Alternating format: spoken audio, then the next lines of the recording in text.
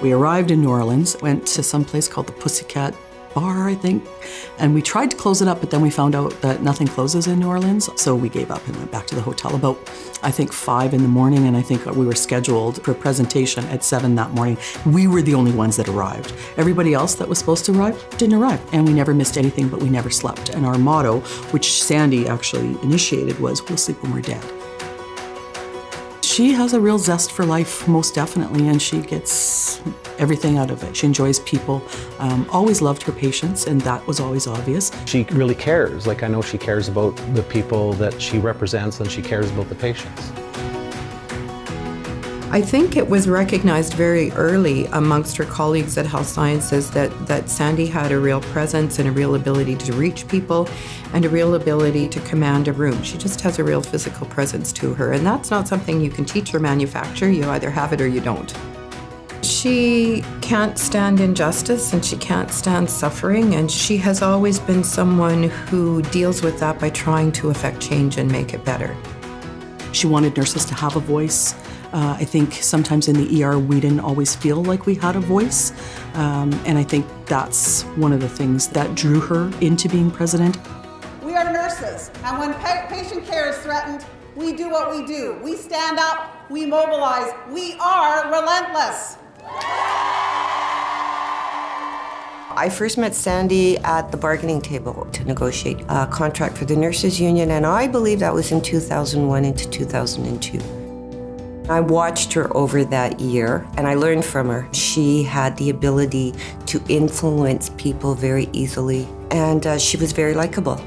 And it was during that year that she had told me her goal was to be the president of the Manitoba Nurses Union. And when she told me that, I thought, I'm there. I can see it. I can see you as the president. No one should ever underestimate the power of nurses when they fight for something they believe is right. Working in the ER did help to prepare Sandi to be the president of the Manitoba Nurses Union, but I think all of the experiences that she had in her nursing career probably assisted in that goal. I think violence, that was a really important issue for Sandi because she saw so much of it in our workplace for sure. And I think just anecdotally, she heard from lots of nurses in the province about violence against nurses in the workplace. And Sandi always described it as her hill to die on. I don't know why nurses are singled out as the ones able to take abuse.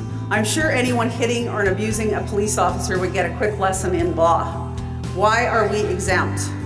I think lots of us as nurses think, they didn't mean to hit me in the face, or they didn't mean to spit on me, or whatever. And Sandi always said, no, you know, it's not about that. It's about being safe in your workplace and feeling safe, and it should be no violence.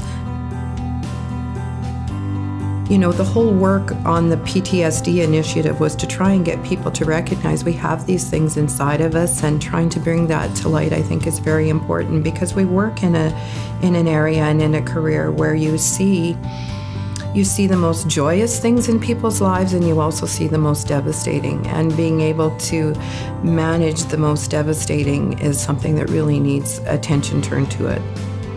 Lots of nurses didn't even know that they were dealing with it. And it was something that I think Sandi recognized, but also spearheaded research. She also brought it forth so that the government of Manitoba would look at making it presumptive legislation, like they do for police officers and firefighters, because they're not the only ones that are in the line of fire while they're on duty. Nurses are as well.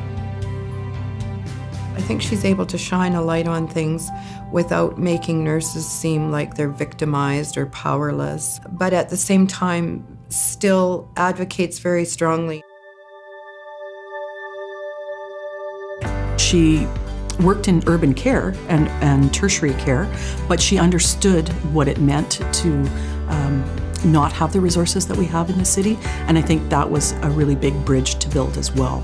You know, to understand that nurses in Manitoba all share the same issues and concerns. They're just slightly different based on where you live and work. She saw every piece of Manitoba, and she always believed that that was the lifeblood of the presidency. It was a role and an obligation. And I visited 109 locals and work sites.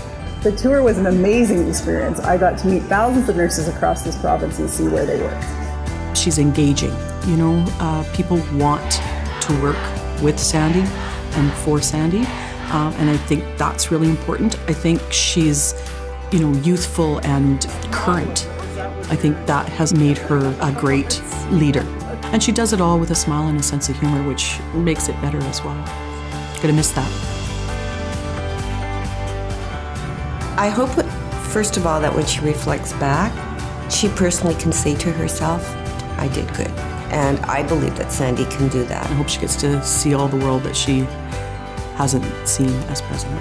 I hope that she gets to spend as much time as she wants down south with her partner, Mark. Rest, relaxation, have fun. She deserves it.